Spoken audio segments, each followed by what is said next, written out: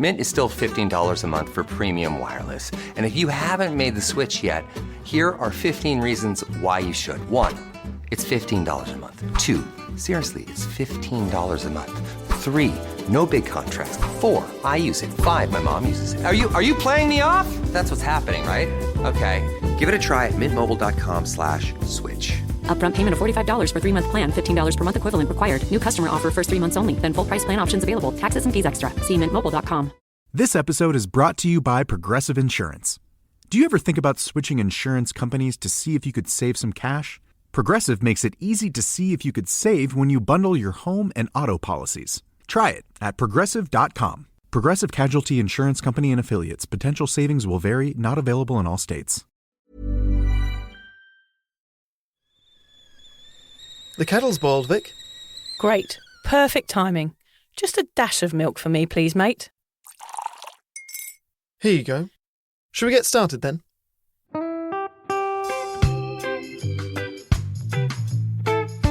Have you ever woken up on a Sunday morning and said, I'm never drinking again, and then found yourself waving $50 at a barman by happy hour?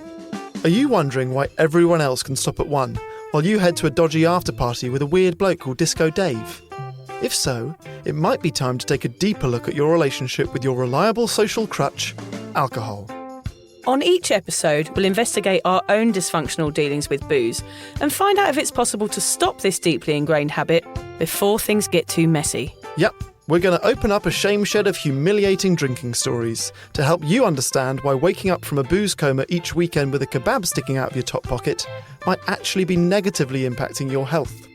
Hamish and I are here to delve into what it's like being sober, an unwanted warts and all look into why giving up those cheeky pints or putting down those mummy wines will make you feel happier, help your anxiety and mental health, and turn you into the most sparkly, authentic version of you.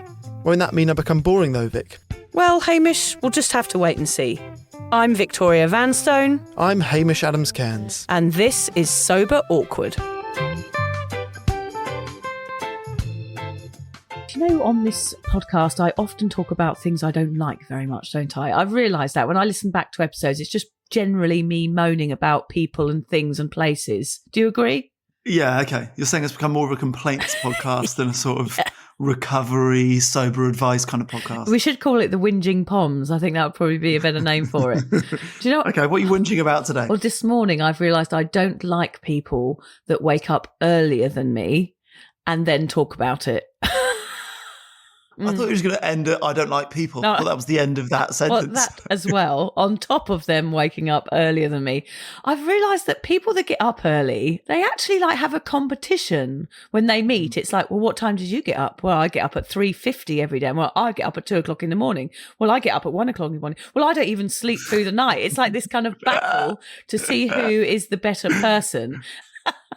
There's an element of that in my house at the moment, right? Because I'm sleeping downstairs and Sonny comes in the middle of the night and Liz is upstairs with Roby. And, you know, when we sort of meet in the morning, it's a case of like, what time did you get woken up? 2. Well, I got woken up at midnight. And then I always feel like, and I'm sure lots of parents will be able to relate this, that it sort of becomes a battle. Who's more tired competition. Absolutely. And actually, I feel like I certainly can't ever complain about being tired because Liz is doing the middle of the nights with the newborn. No. So even though I'm doing middle of the nights with Sonny and, you know, and my job and life, you can't complain. You really can't. Note to men, never ever say you're more tired than a breastfeeding mother, I think, in fact... It's not more tired, it's being any tired at all. Yeah, you're not allowed. Can't complain about. You're not allowed to be any sort of tired. As soon as I say to John, like, I've had a really bad night's sleep, he always says, I have as well. And I'm like, how dare you jump on my bad night's sleep and pretending you've had a bad... You don't even know what a bad night's sleep is. These sleep battles, yeah. So don't come up to me and tell me you've smugly got up at 3 o'clock in the morning to go and see turtles being hatched or something, because I'll probably jump down your throat. Okay, we'll add that to the list of things that piss you off, shall we? Yeah. Anyway, this month we're focusing on all of the different forms of help that are available to you when you go sober. Stuff like AA, therapy courses, and even home rehab. But before we dive in, let's talk about rehab in a broader sense. What actually comes to mind when you hear the word? Is it a luxury retreat in the hills, a locked ward with strict rules? And how bad do you think things have to get before you're allowed to go? We're going to unpack some of those myths, especially around what it looks like, what it costs, and who it's really for. So we're going to start with you, Vic. What do you think of when I say the word rehab? Well, as you may or may not know, Hamish, before I got sober, I had another addiction. Was this the sticking coat hangers up your bum? No, not that. Oh. No. Snorting washing powder? No, keep going. Watching your neighbours at night through binoculars? No, I was watching Neighbours, not watching my neighbours. Oh, okay, yeah. It's always lost in translation, that one. I was addicted to watching episodes of Intervention, right? So Intervention is an American TV show. I think there's a Canadian version as well. And I was addicted to watching that show. It's really interesting because it shows the process of somebody's addiction story, seeing a day-to-day life of an addict. It's absolutely brilliant. It's kind of portrays the total loss of self, the pain of families, and then the hope when the people are offered treatment. They show them 3 months later at the end of the episode, with clear skin. They've had a medical detox. They've had a stint away from their hometowns, which often really helps. And they always look like different people. Not everyone makes it out, of course. It's actually just like watching a whole film in one sitting, just in an hour episode. What I learned about rehab from that show is that it's not as clinical as you'd imagine, not as stale. Often the places were kind of ranches with horses or near the beach, and the staff were friendly and welcoming. I always thought it would be a bit cold and a bit off-putting, but they were really caring for the guests. Generally, people that were working in these places were addicts before and had then gone on to help people that had been through a similar story as them. The rooms were all warm and inviting, not hospital wards like you imagine. I think I watched one for Over the Cuckoo's Nest a few too many times as a kid and always assumed rehab was like a psychiatric ward with the kind of nurse ratchet stomping around the aisles and telling you off. I'm sure the more expensive ones are probably like posh retreats. I wouldn't mind going to one of those. But watching Intervention taught me that most rehabs are designed around making people feel safe and protected. When did your addiction to watching this show start? This is before you were sober? Yes. So I had How long before? I was starting. So I remember watching it when I moved to Australia. So at least, when did I give up drinking? So I moved here in 2020. About 8 years before I gave up drinking, and I was absolutely obsessed with addiction, and I always have been. I've always found the topic really interesting, and I think it's because I could see myself in the people. Looking back, I realise that now. But I did push away my drinking habit because I thought, well, I'm not as bad as these people on this show, so therefore I don't have a problem. It was one of those kind of good excuses. But yeah, I've always been very, very interested in addiction. Do you reckon it was almost comforting to watch it because you're telling yourself, well, I'm not as bad as these people? Absolutely, that's what I thought. Yeah. I thought, well, this is when it gets really bad and I'm not like them, so I'm okay. Yeah, I think that's definitely what it was. One thing I hear about rehab is that it's really hard to get in. They are either full or overpriced. There's limited availability and long wait times, which I imagine would be really frustrating if you're in the depth of a struggle. The anxiety about not getting in when you need to could easily lead people to feel at a loss, which could lead to drinking again. I think it's a difficult process if you keep being turned away, and especially if you can't afford it. And I imagine people are scared to go. What do you reckon, Haim? I think it would be a pretty scary thing to say, I'm going to rehab, to admit to that. It's like admitting to the word alcoholic. It's got the same stigma, isn't it? And also you'd be away from your family. There's fear of change, fear of judgment and stigma, as I said, financial strain. Some might require medical insurance. For me, I would just be too scared to leave my kids or people finding out. I would hate people to think I was the sort of person that would go to rehab. It's silly, really. But that's what stops people going, I guess. As we said, there are lots of reasons to say no. I've been trying to get that in for ages. How many minutes in are we? I'm surprised that's the first Amy Winehouse reference. I know, I'm surprised too. But from what I've seen, if you do get in and stay the 90 days, a high percentage of people do get better. And you don't have to hit any rock bottoms either. Everyone's welcome. What about you, Hamish? What do you imagine rehab to look like? I think it's sort of similar to you. Like, the first thing that comes to my mind is, well, that's certainly not for me. That's for people with a huge problem who have tried absolutely everything else. And then there's been an intervention. They've, lost the love and trust of their families, and they're maybe being booted out and they've lost their jobs. Like that, for me, I picture absolute rock bottom. And then you're forced to go to rehab. I can't even imagine people choosing to go, you must be like put in a straight jacket and driven there. Yes, it's sort of this extreme vision comes into my mind when I think of rehab. And I think the more that I've learned about it, and I'm hoping we're going to teach you guys about it this month, the less that vision is true. Yeah. It's probably entirely built off films. Like you said, One Flew Over the Cuckoo's Nest, not a rehab, but that kind of image is what comes to mind. And I think it was only until very recently, when I interviewed Bryony Gordon, that I realized that not all rehabs even involve you going away or living in a really expensive facility for weeks on end and being away from your family. Yeah. I always imagined it as like a kind of boarding school that has AA meetings every day and sort of supervised withdrawals. Like you said, sort of clinical and almost like a hospital, and there's lots of people having a miserable time, maybe even being told off. I think probably some of them are like that. I'm sure that there are. The ones that I saw an intervention weren't, but I'm sure places like that do exist as well. But also, I think because whenever I read about rehab, I guess again in films and books, you always hear about people running away. It's like a very dark thought, really, when I think of rehab. But when but the reason people run away is because there's somebody there telling you to stop doing the thing that you really want to keep doing. I think that's the reason. Yeah, so it's true. So no matter whether it looks nice or it feels nice or whether it's clinical or not, you are going to want to run away because you want to keep on drinking because you're an addict or it's a really strong habit that you can't give up. So there's going to be people telling you and you're going to be pushing back. So whatever rehab you go to, I think it's going to feel uncomfortable because you're going to be put in a position where you're going to feel defensive. Another thought I had is that rehabs are for rich people. Rehabs is what your pop stars and your Hollywood stars go to, or normal people are forced to remortgage their homes or make huge sacrifices or borrow money off friends and family. I always just thought this is really expensive and you go away for weeks and weeks and weeks and hopefully come back fixed. And I guess one thing that I've always known is that the success rate of most rehabs is lower than I expected it to be.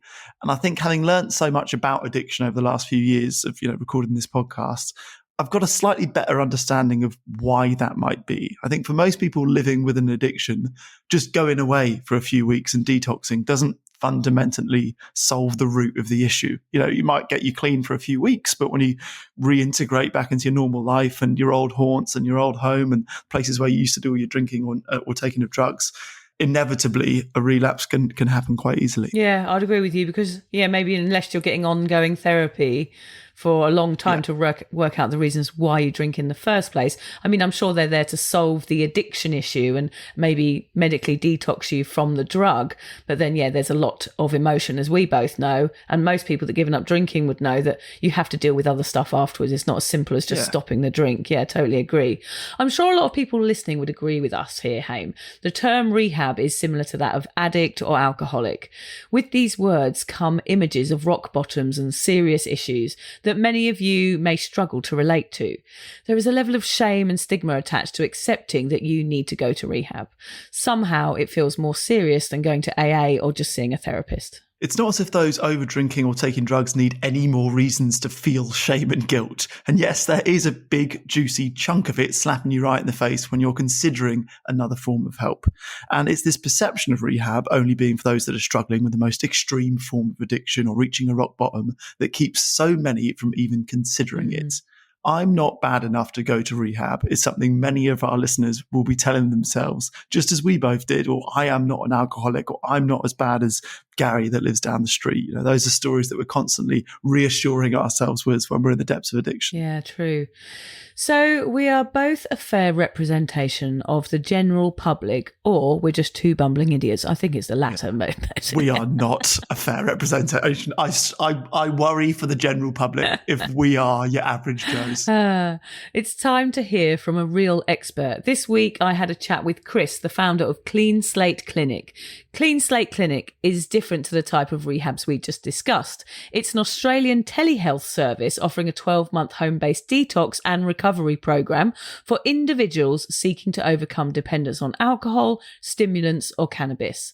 Led by the lovely Chris Davis and a team of experienced addiction clinicians, the program provides medically supervised detoxification, personalised care plans, and ongoing support, all incredibly from the comfort of your own home. Let's have a chat with Chris. So welcome, Chris, to the Sober Awkward podcast. So lovely to have you on. Yeah, great to be on. Thank you. So me and Hamish just had a bit of a chat about rehab and what it looks like. And for us, it kind of felt like a bit of a scary place.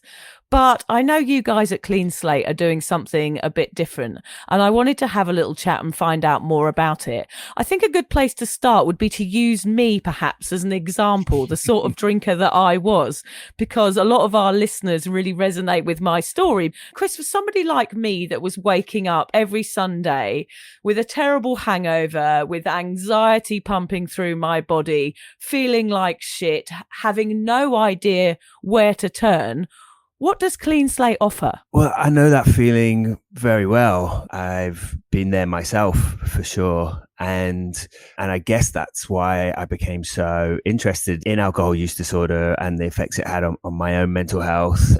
Yeah, so what happened with you, Chris? I grew up in a very heavy drinking town, like I guess most of your listeners will have, as a gay boy in a very homophobic part of Northern England. And so, I never reflected on this. I didn't have this self-awareness at the time, but I was living with a lot of shame about the fact that I was gay. And in the 80s, that was often a death sentence, and it was heavily stigmatized, and no one at my school was out.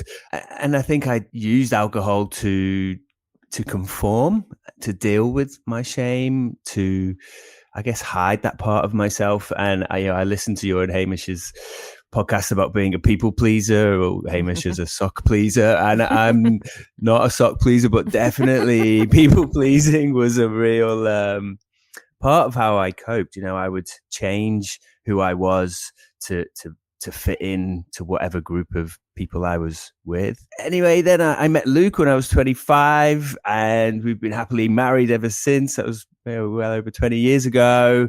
But those feelings of shame and people pleasing, they don't really leave you. And I very much became a binge drinker, and it sort of came to a head just before I emigrated to Australia, and I was in a really toxic job. I was being bullied at work. We had real problems with the flat that we'd just bought in London, and my drinking escalated at weekends. So what started to happen was I developed anxiety, and it was around this time I gained the insight that alcohol was not serving me well.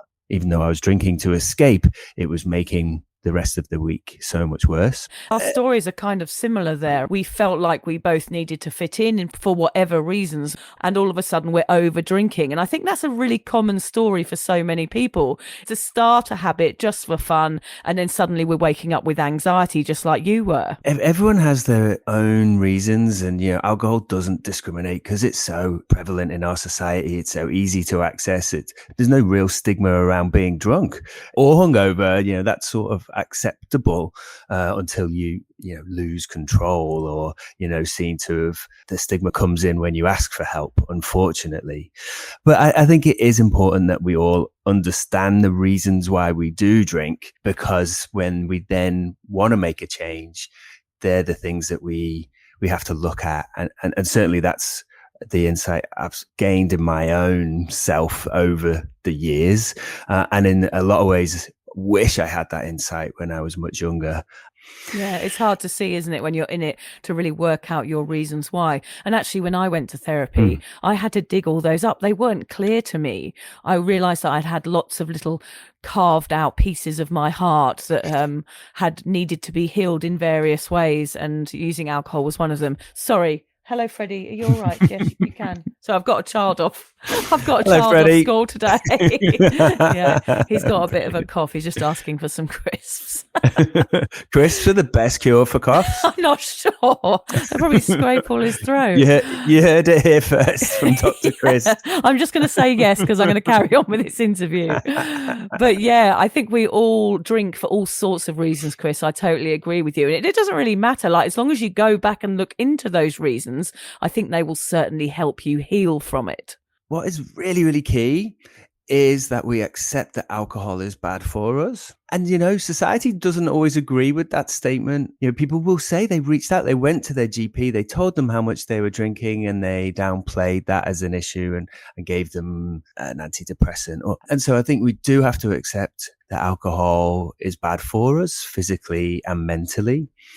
So when we can accept that, then we have to try and work out if we want to change our drinking, and if we do, what's the best way of doing that? It's really difficult. It's difficult for many reasons. There are a lot of barriers to accessing treatment.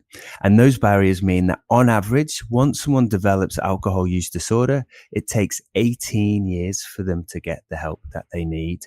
And most people don't. Either it gets worse and then they get significant health problems, or they manage on their own, they battle through, they stop or reduce on their own, which is really, really hard. And it's a constant battle for them. It's like a cigarette. Someone who only smokes at the weekend would be better off if they didn't smoke at the weekend. Yeah, totally. And it's the same with alcohol from a health perspective. It's just, trying to change the country's mindset. Yeah, because it's so socially normalized. We just get on with it and think it's okay. And actually, when I went to therapy, Chris, I went in there hoping the therapist would teach me how to be a better drinker. I never even considered giving up, which makes your job even harder, really, is to convince people that they are ready for support, no matter where they sit, on this vast spectrum of alcoholism, or whether they're struggling or whether they even think they have a problem or not, that there is help out there. So it's quite hard to actually get the person at the right time and go, okay, you're ready for help, even though the problem might feel not so massive right at the moment. There's a chance it is going to get worse. Exactly. And we don't talk about how alcohol gave us a panic attack, or that, our liver functions up and at the doctors. We don't tell people about that because of the stigma around it. So it's sort of laughed off. Take control of the numbers and supercharge your small business with Xero. That's Xero. With our easy-to-use accounting software with automation and reporting features, you'll spend less time on manual tasks and more time understanding how your business is doing. 87% of surveyed U.S. customers agree Xero helps improve financial visibility. Search Xero with an X or visit Xero.com/ACAST to start your 30-day free trial. Conditions apply. This episode is brought to you by Progressive Insurance. Do you ever think about switching insurance companies to see if you could save some cash? Progressive makes it easy to see if you could save when you bundle your home and auto policies. Try it at Progressive.com. Progressive Casualty Insurance Company and Affiliates. Potential savings will vary. Not available in all states. Stigma, I think, is the biggest one. There are definitely financial, geographical, cultural, family. There's a lot of barriers. One thing that fills people with dread is that, and certainly has been an issue for me personally, but it's like, well, I drink at weekends and sometimes I have a good time. Back then it was very, very negative for me. I knew I had to change, but people are like, if I ask for help, they're going to tell me I can never drink again. And that's too big. So I won't ask for help because I don't want to hear that bit of news. Yeah. And so that stops people from getting the support they need. And definitely at Clean Slate, we're very goals based. And we also know that the harm from alcohol is linear, as in someone who's drinking 20 standard drinks a week will be having twice the harm of someone who's drinking 10 standard drinks a week. So if we can just help people cut down, the benefits to their health is great. And obviously moderation is difficult and it's not for everybody. And similar with smoking, someone who doesn't drink any alcohol at all is way better off than someone who does drink alcohol for all the cancer risks, the blood pressure, the heart disease risks, and for your mental health. But that doesn't mean that it's achievable or indeed desirable for everybody. Let's go back to me lying in my bed on a Sunday morning for 25 years. A long time it went on for, Chris, me feeling like shit every weekend. Yeah. And I'm lying there, not sure what to do. I lied there questioning, why am I doing this? The shame, the guilt, have I offended someone? Not remembering what I'd done the night before, and fear of the unknown, and all that horrible doom sitting on my shoulders. I know now from being, in this work, there was help for me way before I got help. If I had picked up the phone and called you, what exactly would have happened? If I'd known about you back then, what would you have said to me? At Clean Slate, just to sort of take you through what a patient's journey at the Clean Slate Clinic would look like, you can go onto the website and fill out a very short suitability questionnaire. Just ask about 10 quick questions. And then you can book a call yourself, or someone will call you from our intake team. And they're people who've been through our program already. So you're going to be talking to someone with lived experience, with no judgment. They'll tell you about the program and then book you in if you're interested. Once they've done that, you'll get an online assessment pack where you're asked lots of questions about your drinking. And that in itself is really helpful because it gets you thinking about how alcohol is really affecting you from a mental and physical health perspective. So even if you just get that far, you've already benefited from it. Then you'll see one of our brilliant drug and alcohol nurses, all with a lot of experience in the field, who will sit with you for an hour, go through your online assessment pack, work out what your goals are, what you want to get out of the program, what you want your relationship with alcohol to be like. The nurse will post out a welcome pack, which has a breathalyzer and some vitamin B1. So everyone who's drinking daily or heavy is B1 deficient, and that leads to some of the memory problems, which can be irreversible in your really heavy drinkers. So we start people on vitamins very early on. We get you to do a blood test and a urine drug screen. Ideally, you would then nominate a pharmacy and a support person if you're going to need a medicated detox. So say you're someone who wants to stop drinking for a period of time, they just want to have a break. As a rule of thumb, if you're drinking a bottle of wine a day, every day, without a break, or more than that, 2 bottles, 3 bottles a day, then you're likely to need a medicated detox. We do use medication for people who aren't daily heavy drinkers to help with their sleep and any withdrawals they might get. But we'd only sort of insist on a medicated detox if you're physically dependent. So each day before you have your first drink, you'll be feeling a bit sick, you'll be tremulous, you might have a headache, you'll be anxious, then you have your drink and you feel better. For that sort of drinker, there are risks to going cold turkey or stopping drinking dead, as I'm sure I know you've talked about that on here before. And ultimately, people can have withdrawal seizures, which can lead to death. Now, that has never happened. We've detoxed over 2,000 people at Clean Slate now. No one's had a seizure. If you do this in the right way with medical support, those things are rare. But when people are struggling and they do it on their own, they get fed up and they hit crisis point and they stop drinking dead. That's when they come into the emergency department at St. Vincent's, where I work, with a seizure. So we will work out what medication you need to keep you comfortable and safe through the detox week. So you then have a second nurse appointment for another hour. She checks your bloods and goes through the work that we've given you to prepare you for this change. So we start with some CBT techniques and resources right from the off, get you to do pros and cons list, make relapse prevention plans. And we do ask you to get a support person. Now, people sometimes don't have a support person or don't want to tell anybody, but the role of the support person is so key, because if you try and do this on your own, albeit with our support, we'll be with you for the appointment times and the smart recovery sessions in the week, which are part of our sort of secret sauce. So we can give you online support, but if you don't have a loved one or someone you trust to talk about what you're going through, psychologically, that's so much harder. And plus, if we're going to give you the medicine for the detox week, it is a safety aspect that we want someone checking in on you, making sure that you are taking your medicines in the right way and that sort of thing. Because the difference with Clean Slate is that you can do this from the safety of your own home. For those people that are wondering, it's a place not like a rehab as you'd imagine it, like Hamish and I just chatted about. What sort of people do it, Chris? All sorts. And you're right, it's completely virtual, completely from your own home or someone else's home, or you can, we do a lot of consults with people in their cars when they're at work.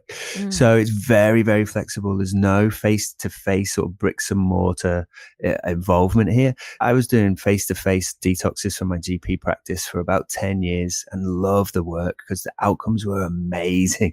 Seeing people come in after a detox or 2 or 3 months. I saw someone come in after a year and I didn't recognize her. She came in just to celebrate her 12-month milestone, and it was the most rewarding thing I'd ever done in medicine. Yeah, sobriety is like the ultimate glow up, isn't it? It's like the before and after shot of life. Like me waking up all blotchy with my hair all over the place with one shoe on and probably an eyebrow shaved off, compared to me now, which actually I probably do just still have one shoe on. I actually went to a parents' committee meeting last night and realised I had different coloured flip-flops on. So it's still not perfect in sobriety, but it definitely is a bit of a glow up compared to how I used to look, that's for sure. Much cheaper than these makeovers these days as well. Yeah. Traditional model of care was you went into hospital, you had your medicated detox in hospital, and then you either came home and you didn't get support, or you managed to find an AA or a smart recovery meeting. If you were lucky, you might have had some counselling. But the aftercare from public hospitals is patchy. If you have money or health insurance, you could go to a 3-week private clinic. But who's got 3 weeks to take out of their lives, and who's got the £15,000-20,000 to pay for that? So patients were coming to me desperate, saying, I need help, but there was no model of care that suited their drinking or their lifestyle. And then COVID hit.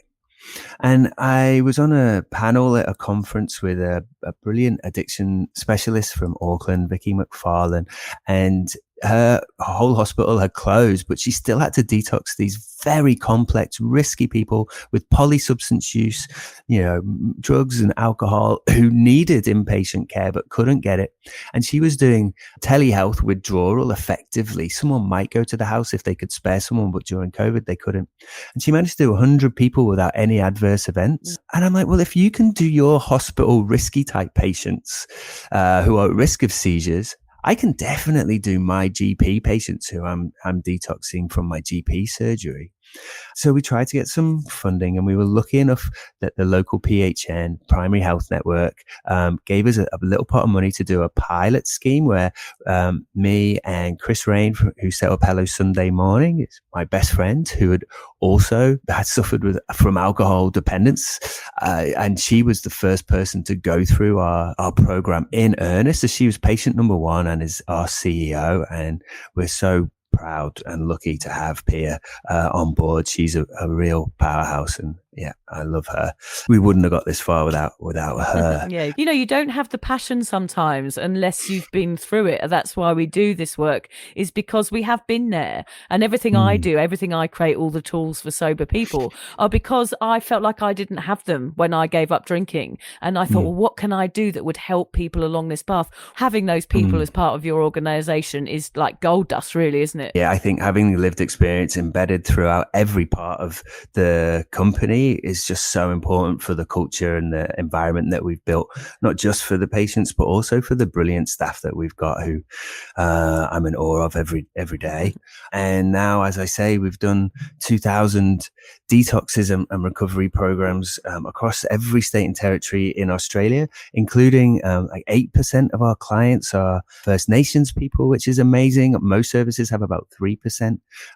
We have about 48% have been females. And again, which is amazing, because in most drug and alcohol services, it's around 35%. So our female clients feel more comfortable with this model as well. And we're getting amazing results because these are motivated people who just need a bit of support. Yeah. So at 3 months, nearly 90% of people are still at the program at 3 months. And if they're still with us at 3 months, their relapse rate is only 6%. That compares to a 50-60% for my patients that will come through the hospital service. Oh gosh, that is incredible. What a stat that is. It's amazing. And we don't know exactly what percentage of people are still with us at 6 and 12 months, but we have got relapse rates of still only 10% at 12 months. So I think it's around 50-60% of people, but don't quote me on that, are still with us at 12 months. And if they are, their outcomes again are amazing with 10% relapse rate. During the detox week, the nurse will check in every single day for those 5 days. She'll get you to blow in your breathalyzer, check your withdrawals with a validated tool, and then speak to the local pharmacist and say what medicine and how much medicine you'll need for that day. Yeah. And then at the end of detox, you'll see your doctor again, who will prescribe anti-craving medications. But anti-craving medications are safe and effective and grossly underprescribed.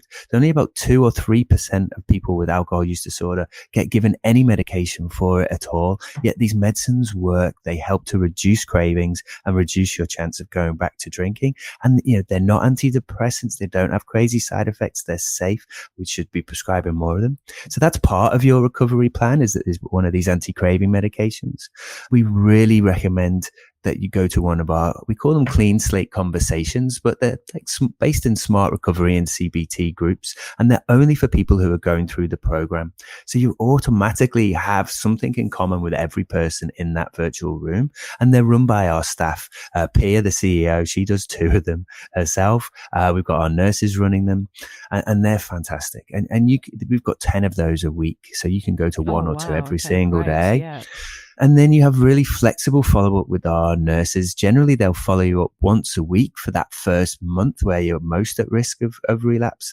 And then it's between you and your nurse how often you catch up. But generally, it's sort of weekly for the first month, then monthly. And then if you're doing well, then you can push that out to 2 monthly or 3 monthly. And it's really just checking your outcome scores and how you're doing and signposting you to other services. We look at all the 9 domains of wellness. So we're really trying to take a holistic view of the client.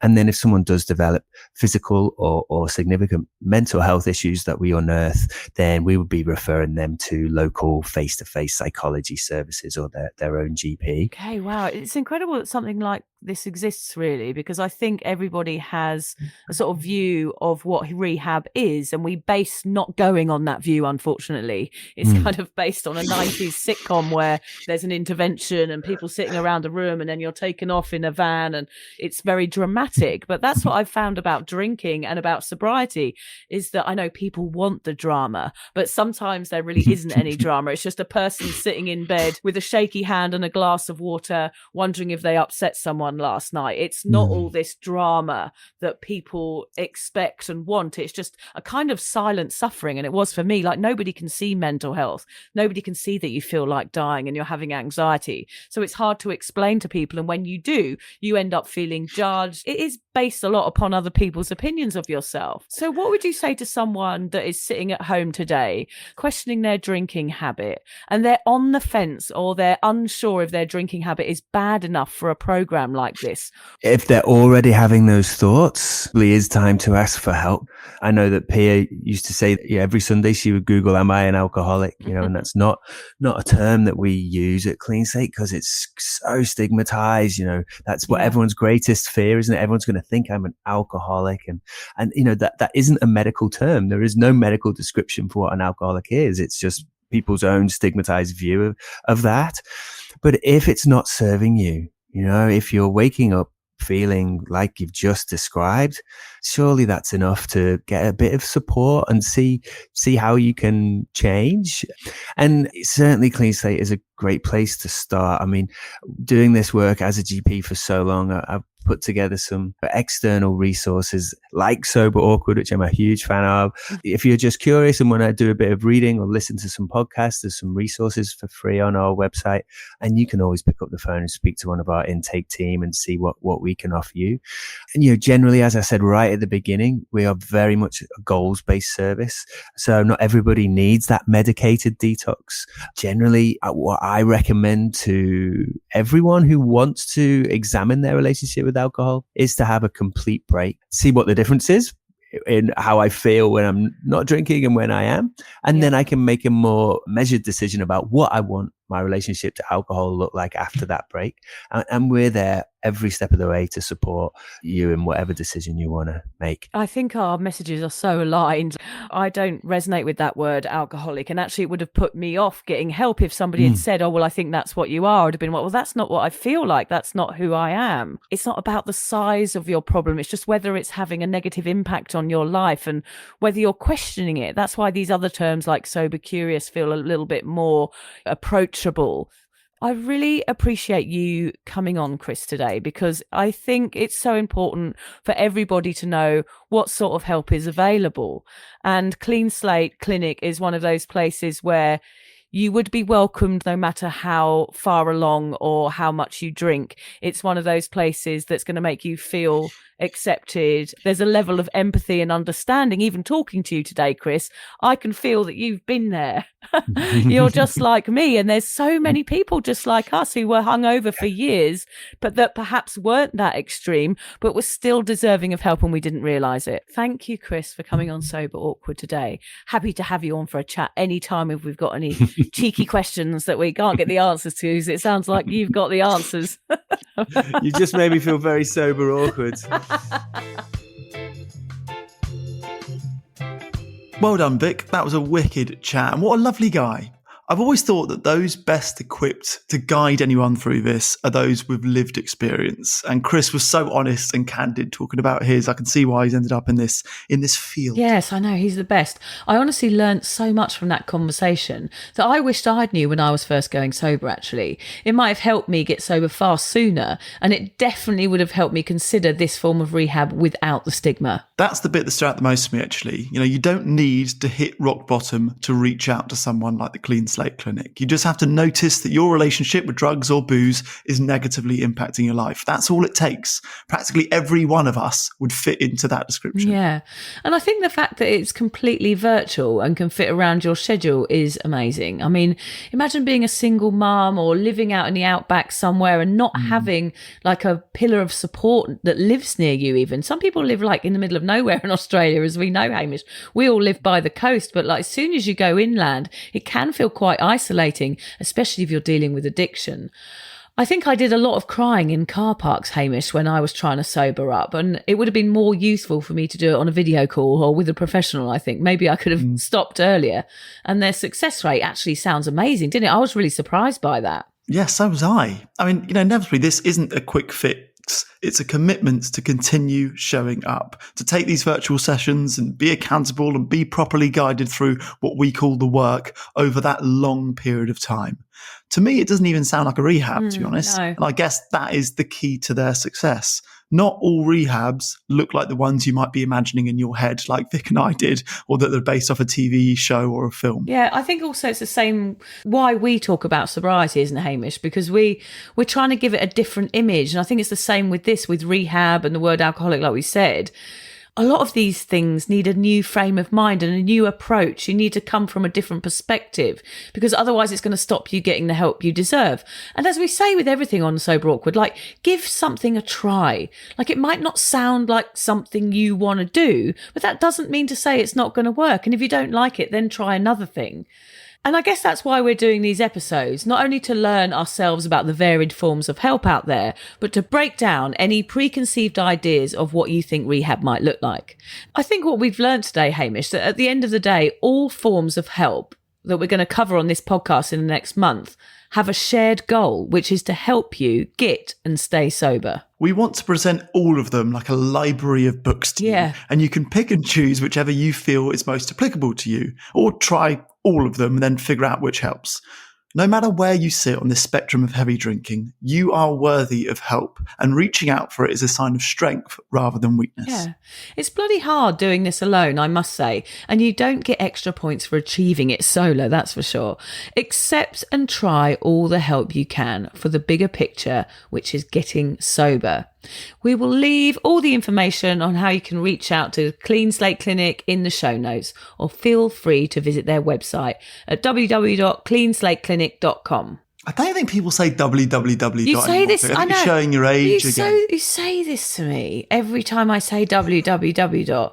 But I'm sure people still say it, Hamish. Do you think if we'd said, check out their website at cleanslateclinic.com, we would have had people writing to us going, hang on a minute here. Yes. I can't find it. Anyone my age. I typed it in. My mum would be emailing, Vicky, my Hotmail's broken. I can't get into Clean Slate. Okay, so we're doing www.purely for Vicky's mum. Yes. If you're not Vicky's mum, you just go straight ahead, Clean Slate Clinic, you'll get there, no problem. Vicky. You never call me Vicky. Victoria. What the hell's that all about? Oh, Vicky.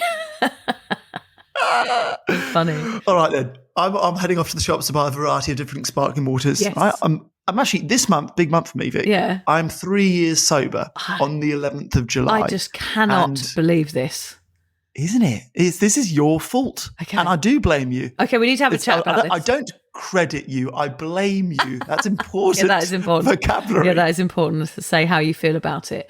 So how are you feeling about it, Home? How are you feeling about promising on that day that you would give up drinking for the podcast for a year, and now you're 3 years in? I think my question is, why do you keep doing it? Apart from the podcast, okay? Yeah. Why do you keep doing it? Well, let me say, firstly, one of the fun things about reaching 3 years is that you celebrate 1,000 days and 3 years quite close together. So that's quite a nice, quite a nice range to be in.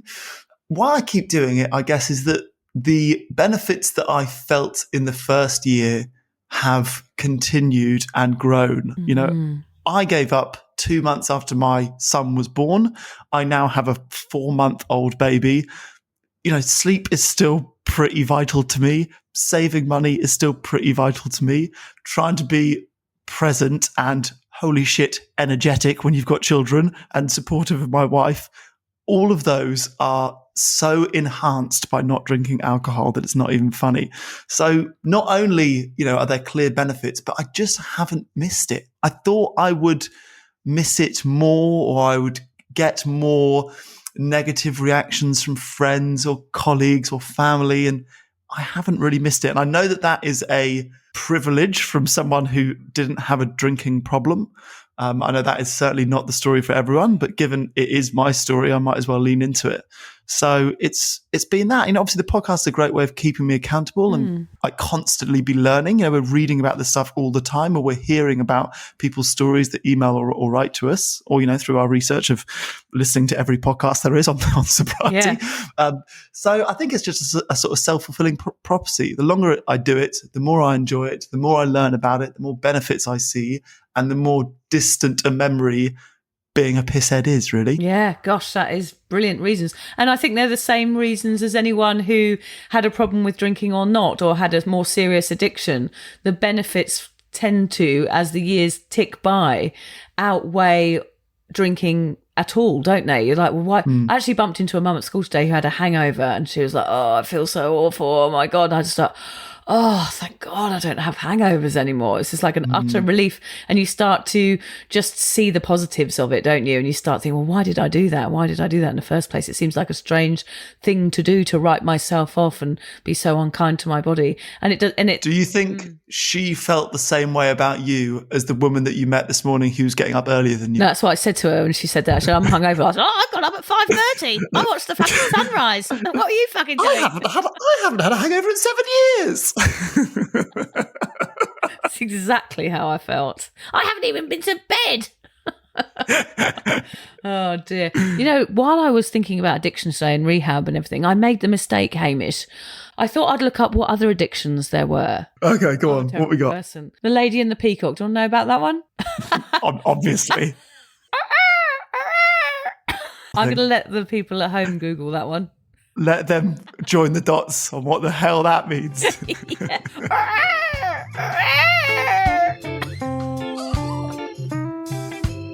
If you're questioning your relationship with booze, you're struggling to moderate, or your hangovers are causing anxiety, it might be time to reach out for some support. Yeah, just talk to a mate about how you're feeling, contact a local doctor, find an AA or sobriety group. Vic's got one. Yeah, just head to www.cuppa.community. Remember, if you're questioning yourself, it might be time to seek support. Even though this journey can be awkward, it is definitely worth it. And if you've enjoyed the Sober Awkward podcast, don't forget to review it, rate it, and share it with your mates. They have to share it with their mates? Yeah, of course they do. I'm not doing this for nothing, Hamish. Bloody hell. How do they share it? I don't know.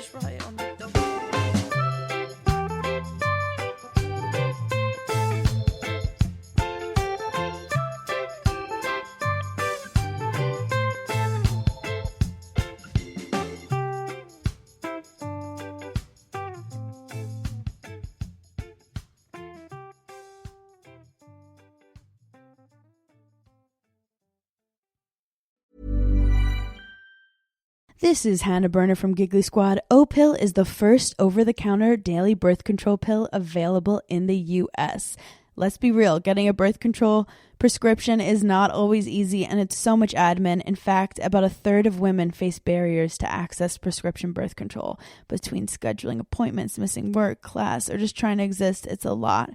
But now O-Pill is putting birth control in our control. O-Pill is a daily birth control that's FDA approved, full prescription strength, and estrogen free, and 98% effective when used as directed. Grab it online or at most major retailers, no prescription or doctor's appointment needed. So if you're thinking about birth control, check out O-Pill to see if it's right for you. Use code GIGGLY for 25% off your first month of O-Pill at OPILL.com.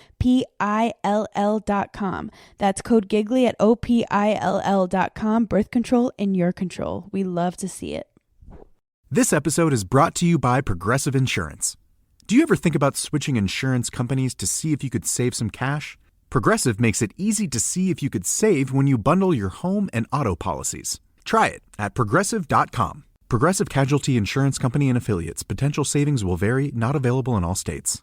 Is anyone out there? Another salesperson enduring the endless search. Exhausting. If you want to get right to the right conversations, you need LinkedIn Sales Navigator. Whether you're looking for new leads or strengthening existing relationships at your top accounts, get right to the right conversations with LinkedIn Sales Navigator. Try LinkedIn Sales Navigator now with a free 60-day trial at linkedin.com/trial. That's linkedin.com/trial. Terms and conditions apply!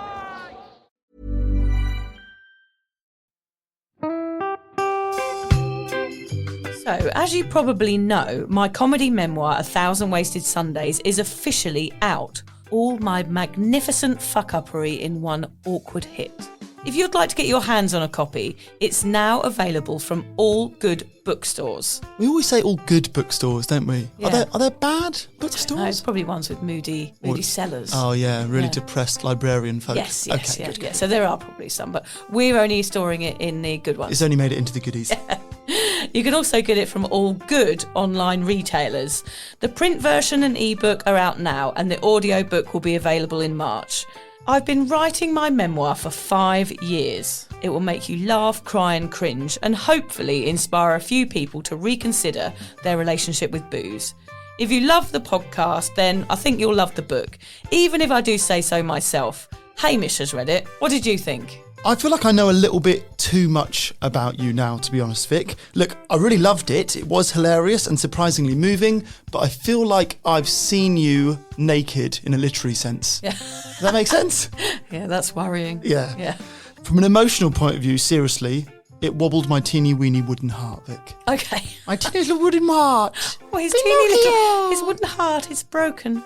Anyway, so if you do manage to get your filthy mitts on a copy, please do me a favour and head to goodreads.com and give me a review. Doing that will help me get it out there to those that need a bit of sober support. So there you have it. My story, unwanted warts and all. Come and get awkward with me. Not to be too demanding or anything, but seriously, go and buy it now. Yeah, go and buy it. Go and buy it right now. Yeah, don't just tell your friends, buy it, and then buy your friends one or two. Yeah, don't give them a copy, buy it. Yeah. And you know what? Don't be careful where you store it. If you lose it, you can always buy another 5. Yeah, buy another one. Yeah.